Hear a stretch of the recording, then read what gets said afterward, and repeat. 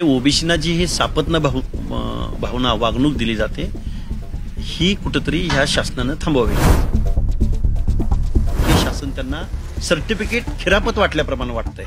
हे घटनाद्रोह आहे। आता जे हे काय अध्यादेश काढतायत किंवा ज्या काही गोष्टी त्यांनी केलेल्या आहेत या गोष्टी करण्यानं ओबीसीच्या आरक्षणाला कसा धक्का लागत नाही हे आम्हा सगळ्या ओबीसींना एकदा या शासनानं समजावून सांगावं।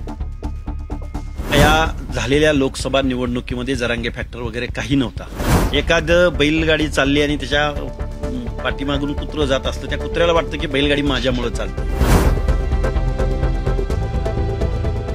मनोज जरांगे पाटील यांनी काल आपलं आंदोलन स्थगित केलं। त्याच दिवशी 4 वाजता ओबीसी समाजाचं आंदोलन सुरू झालं। लक्ष्मण हाके या ठिकाणी आमरण उपोषणासाठी बसलेत। संविधान बचाव आणि आरक्षण बचाव ही त्यांची मागणी आहे। आज दुसरा दिवस आहे उपोषणाचा। दादा, नेमकं काय म्हणणं आहे आणि मागणी काय? आमची मागणी अशी आहे की या महाराष्ट्रामध्ये फक्त जरांगेचंच आंदोलनाला इथलं शासन एंटरटेन करतं किंवा त्यांची दखल घेतं किंवा तिथं मंत्री जातात, शासन यंत्रणा कामाला लागते। पण त्याच वेळी या महाराष्ट्रामध्ये ओबीसीचं आरक्षण बचाव म्हणून 2-3 आंदोलनं झाली। त्या आंदोलनाकडे तिथला लोकलचा प्रतिनिधी सुद्धा भेट द्यायला जात नाही। म्हणजे ओबीसीना जी ही सापत्न भावना वागणूक दिली जाते ही कुठेतरी ह्या शासनानं थांबवावी। कारण 12 करोड जनतेचं दायित्व या शासनाकडे असताना फक्त एका जातीच्या आंदोलनाकडे पाहिलं जातं आणि ओबीसीचं जे घटनात्मक रिझर्वेशन आहे, जे सामाजिकदृष्ट्या मागास असलेल्या लोकांना म्हणजे महाराष्ट्रातल्या व्यवस्थेतल्या 12 बलुतेदार, 18 बलुतेदार, भटक्या विमुक्त जाती जमाती, एसबीसी हे जे सामाजिकदृष्ट्या मागास लोक आहेत या लोकांना शिक्षणामध्ये प्रतिनिधित्व मिळालेलं आहे, राजकारणामध्ये म्हणजे पंचायत राजमध्ये प्रतिनिधित्व मिळालेलं आहे आणि हे आत्ता कुठेतरी हे प्रतिनिधित्व कुठेतरी लोकांना थोडीशी संधी मिळायला सुरुवात झालेली होती। ही जर मराठा समाजाचं जर या ओबीसी मधूनच इन्क्लुजन झालं तर या सगळ्या ज्या सामाजिकदृष्ट्या मागास जाती आहेत यांचं आरक्षण धोक्यात येणार आहे आणि परत हे इथल्या व्यवस्थेमध्ये परत खूप दूर मागास होणार आहेत। तेव्हा या शासनानं याचा विचार करावा आणि आमचं आरक्षण वाचवावं म्हणून आमचं हे आंदोलन आहे। तुम्हाला कोणी संपर्क केला का? शासकीय पातळीवर असेल, प्रशासन असेल जिल्ह्यात? आतापर्यंत तर कुठल्या जबाबदार लोकांनी आमच्याशी संपर्क केलेला नाही।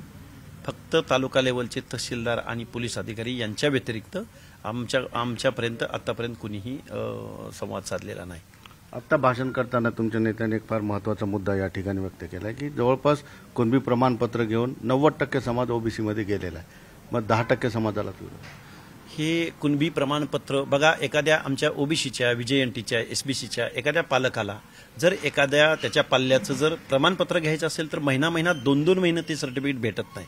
1960 सालापासूनचे पुरावे मागितले जातात आणि ते सर्टिफिकेट घेत असताना दिव्य पार करावं लागतं। पण यांना मात्र प्राधान्यक्रमानं एक साधी खाडाखोड असलेलं पेनानं लिहिलेलं अशी कुठलीही नोंद सापडली की प्राधान्यक्रमानं हे शासन त्यांना सर्टिफिकेट खिरापत वाटल्याप्रमाणे वाटतंय। हे घटनाद्रोह आहे। सामाजिक मागासलेपणांना जे प्रतिनिधित्वासाठी आरक्षण दिलं गेलंय हे खरं तर कायदा तोडून हे शासन एका जातीचं शासन आहे का असा सवाल या महाराष्ट्रामध्ये निर्माण झालेला आहे। म्हणून ओबीसी मधल्या जाती असुरक्षित आहेत। ओबीसी मधल्या जातीच्या मनामध्ये नैराश्याची भावना आहे की झुंडशाहीच्या जोरावर ह्यांचे आमदार जास्त आहेत, त्यांचे खासदार जास्त आहेत, ह्यांच्या हातात शासन आहे, ह्यांच्या हातात परत झुंडशाही आहे, ह्यांच्या हातात मीडियापासून सगळ्या गोष्टी आहेत। म्हणून ही लोक मागासवर्गीय लोकांच्या, विस्थापित लोकांच्या, वंचित लोकांचे हे जे काही अधिकार संविधानानं दिलेले आहेत हे सरळ घटनेचं उल्लंघन करून राहिलेले आहेत। तेव्हा या शासनाला इथल्या आमदारांना, खासदारांना त्यांच्या पदावरती राहण्याचा कुठलाही नैतिक अधिकार नाही। शासनाने काल त्यांना 1 महिन्याचा अवधी देऊन ज्या काही मागण्या आहेत त्यांच्या, ज्या मागण्यांना तुमचा विरोध आहे त्या मागण्या 1 महिन्याच्या आत पूर्ण करणार असं शासनाने सुद्धा आश्वासन देऊन टाकलं। बघा, या महाराष्ट्राचे उपमुख्यमंत्री देवेंद्र फडणवीस यांनी एक वक्तव्य केलेलं आहे की सगळ्या सोयऱ्यांचा अध्यादेश लागू करण्यासंदर्भात आम्ही संवेदनशील पद्धतीनं प्रयत्न करत आहोत। मग एका जातीची संवेदनशीलता आमच्या शासनकर्त्यांना बघावीशी वाटते, पण त्याच वेळी इकडे 450 उपजातींची संवेदनशीलता त्यांना दिसत नाही।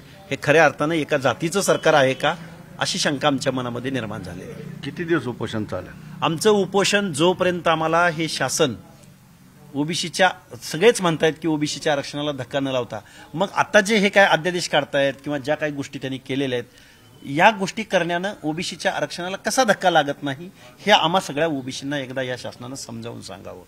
आणि हे जोपर्यंत लेखी स्वरूपात आम्हाला इथलं शासन प्रशासन राज्यपालांसह आम्हाला जोपर्यंत लेखी आम्हाला देत नाहीत तोपर्यंत आमचं उपोषण थांबणार नाही. हा सगळा आरक्षणाचा विषय विरोध समर्थन हा पूर्ण राजकीय होऊन बसलाय का? कारण लोकसभेला जरांगे फॅक्टर बऱ्यापैकी चालला आणि काही पक्षाचं नुकसान झालेलं आहे. तोच दबाव आता विधानसभेसाठी वापरला जातोय का असं वाटतंय तुम्हाला? हे बघा, या झालेल्या लोकसभा निवडणुकीमध्ये जरांगे फॅक्टर वगैरे काही नव्हता. एखादं बैलगाडी चालली आणि त्याच्या पाठीमागून कुत्रं जात असतं, त्या कुत्र्याला वाटतं की बैलगाडी माझ्यामुळे चालते. असं काही नाहीये. कारण तसं असतं तर मग जालन्यामध्ये मंगेश साबळेंना मतदान करू नका म्हणून सांगितलं होतं. त्यांना 1.5 लाख मतं पडलेले आहेत. उलट मी म्हणतो यांना कोणी विचारलंच नाही. इथला विषय असा होता की शासनकर्त्या पक्षाच्या विरोधामध्ये इथलं जनमत होतं. त्यामुळे त्यांनी असं काही भ्रमात जाऊ नये आणि ह्या सगळ्या गोष्टी आहेत. त्यामुळं ओबीसी हा विस्कळीत आहे, संघटित नाही, म्हणून ओबीसीला काही कळत नाही असं त्यांनी अजिबात समजू नये. विधानसभेवर त्यांचा परिणाम होईल, कारण विधानसभेवर दबाव टाकून आपल्या मागण्या मान्य करून घेणं असं एक स्ट्रॅटेजी असू शकते. हे बघा, आता आमची मागणी आहे की आमचे हक्क आणि अधिकार टिकले पाहिजेत. आणि हे हक्क आणि अधिकार जर इथलं शासन जर टिकवण्यात अपयशी ठरलं तर इथला ओबीसी सुद्धा राजकीय निर्णय घेण्यासाठी किंवा आपले प्रतिनिधित्व पाठव आम्हाला जे आमचं आरक्षण जे टिकवू शकतोय, आम्हाला जो सपोर्ट करतोय त्याचा विचार निश्चित करेल. आणि तो जर तसंही आम्हाला नाही वाटलं तर आम्ही राजकीय विचार निश्चित करू. कारण राजसत्ता अंतिम आहे. राजकारणाच्या आमच्याच मतावर निवडून जाऊन ही लोक जर आमच्या या घटनात्मक हक्क आणि अधिकारावर जर गदा आणत असतील तर ह्या लोकांना आम्हाला बाजूला केलं पाहिजे. आणि याचा विचार आम्ही निश्चित करू. आम्ही प्रबोधन करू. आम्ही प्रत्येक ठिकाणी पदयात्रा काढू. प्रत्येक तालुक्यामध्ये प्रत्येक विधानसभा कन्सिस्टन्सीमध्ये जाऊ. ओबीसींना एकत्र करण्याचा आम्ही निश्चित प्रयत्न करू. यामध्ये दुमत असण्याचं कारणच नाही. निश्चितपणे या ठिकाणी आता एक महत्वाचा मुद्दा असा आहे की मनोज जरांगे पाटील आपल्या मागण्या मान्य करण्यासाठी विधानसभेच्या निवडणुकीची दबाव निर्माण करते. आता ओबीसींनी सुद्धा तेच पाऊल उचललंय की विधानसभेच्या आधी यांच्या आरक्षणाचं संरक्षण झालं नाही तर ते सुद्धा विधानसभेमध्ये एक वेगळ्या पद्धतीचा विचार करू शकतात. निश्चितपणे विधानसभा ही आता ओबीसी आणि मराठ्यांच्या पूर्ण मतांच्या अवतीभोवती असेल हे भविष्यकाळाला सांगण्याची गरज नाही. सुधीर जाधवसह सिद्धार्थ गोदाम, न्यूज 18 लोकमत, अंतरवाली, सराटी.